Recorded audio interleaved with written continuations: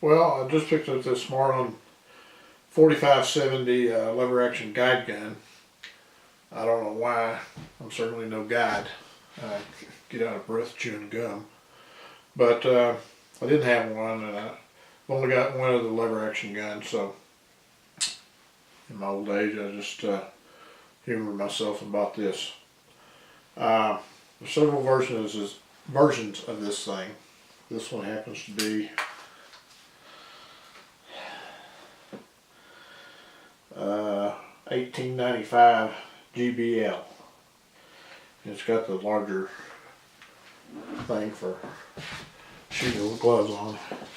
So I guess I figured if I ever go out with my buddy Bill elk hunting and see a grizzly bear, which is probably pretty remote here in Arizona, but I've got a short gun that's easily deployable.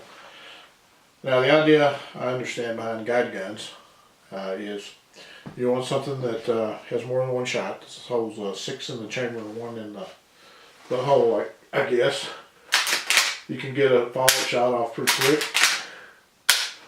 And relatively short range device. When I was in Africa, of course they use double rifles there because of the dependability. And it's cool. But they sight their guide guns at 25 yards. It's for a lion that's charging or rhino or whatever. This is not a long range device by any stretch of imagination. That 4570 slug has a trajectory like a brick, but if you get hit by a brick, it hurts. And they do make a version of this in stainless steel. It's got picking any type mounts up here. You could put a scout scope on it, which is going to have good eye relief. But for what I got it for, this one's fine. I was torn between buying the one with the longer octagon barrel simply because it looks cooler. But I thought getting in and out of the truck, the Ranger, ATV, that kind of thing, it was better to have the shorter barrel. I don't know what this gun weighs, but it's fairly light. And the bad thing about that, of course, is you're going to get a little bit more recoil. And that 4570 loaded for bear, it's going to have a little punch to it. It's not a gun for somebody that's sensitive to recoil. But anyway, to avoid getting too long-winded on this deal, we'll get right on with the video. Now, before we head to the range, I need to clarify something that I said earlier. I think I said that the 4570 is not a long-range device. What I should have said was the way I'm configuring it, for me, my eyesight, my ability to shoot freehand, and the way I'm loading the bullets, and that gun, I'm not configuring it as a long-range device. I'm configuring it as a guide gun. In other words, take care of something that honoring means pissed off pig, whatever's coming in and trying to get me. So we're not setting this gun up to shoot long ranges. That's not to say that the 4570 is not capable of shooting a long way. It is. In fact, in 1874, I believe, at the Second Battle of the W Walls, a buffalo hunter named Billy Dixon shot a Comanche warrior off a horse from nearly a mile away and killed him. And it was a borrowed gun. Now that was a 50-90, I believe. So to give you some comparison,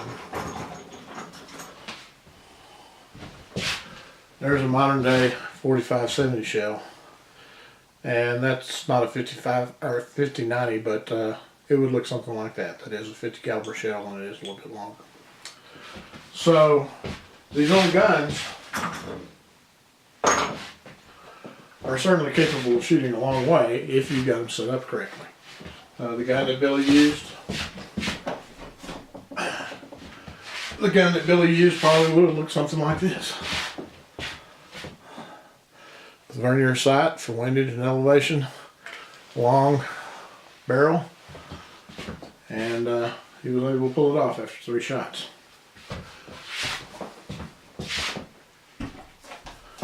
Now when you're talking when you're talking about these old guns, the name of the cartridge tells you something. This is a .45 caliber bullet, and in the day, this case was filled with 70 grains of black powder. Now, the modern day powders we have are much more efficient, so it's not necessarily to fill this case up. But back then, that's all they had. And black powder is black powder. You can't vary the burn rate of black powder. About all you can do is crunch it up in finer granules, but it's going to burn at the same rate.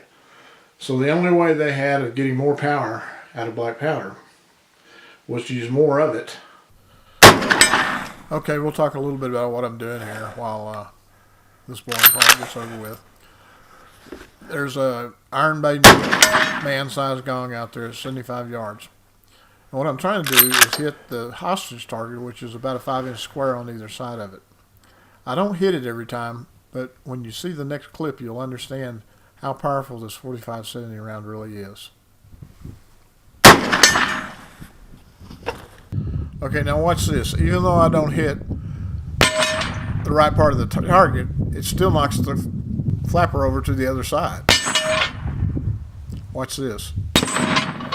Okay, I finally scored a direct hit on the bad guy, and it moved the whole gizmo over about 30 degrees. Look at that. That's some serious whammy. Okay, here I'm using one of those new Hornady lever evolution type bullets. Comes out of the barrel about 2,000 feet per second. And I think it's a 325 grain bullet. Now I forgot my stand that I normally used, so shooting off this cooler is a little bit iffy. As a matter of fact, I miss. But you can see that Hornady bullet has some definite firepower to it. I'm guessing I shot over it. Maybe we'll have a hit here in a minute. Okay, while I'm shooting here, a little dissertation on power. Power is an extremely hard thing to quantify when you're talking about firearms.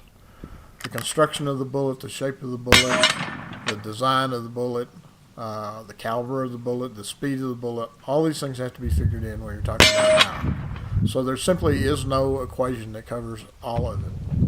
I'm going to give you a simple one at the end of the video here for you to look at and give you an idea how this 45-70 stands up with regards to power. Now, my shoulder's starting to give out, and admittedly I suck at freehand shooting. If you notice, the last shot I pull severely because there's not a shell in the gun, and you can see what I'm doing. But anyway, 45-70, yeah. Good shooting offhand.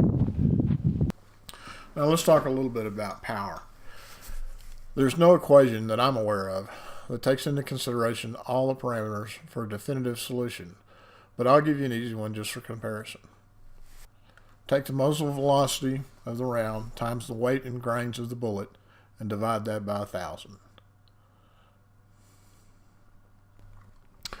Alright, let's look at some rounds here and see how this works out. There's no denying the fact that I like fast bullets. The Ruger 204 comes out of the barrel whistling at 4,225 feet per second, but it only has a power factor of 135. That's because it's driving a tiny little bullet of only 32 grains. The 204 is the proper choice for coyotes, bobcats, prairie dogs, and jackrabbits, but it's not a dangerous game rifle by any stretch of the imagination. One of my favorites, the 30-06 of course, comes out at a respectable 2,800 feet per second, driving a 168 grain bullet, and comes up with a power factor of 470. Possibly my favorite caliber is the 375 H&H, which comes out at a modest 2650, but it's driving a 300 grain bullet, and it comes out with a power factor of 795. But the 375 H&H is a heavy gun. With a scope on it, maybe it's a little bit too much to carry if you're just following a friend on an elk hunt and going to be out there all day carrying your gun.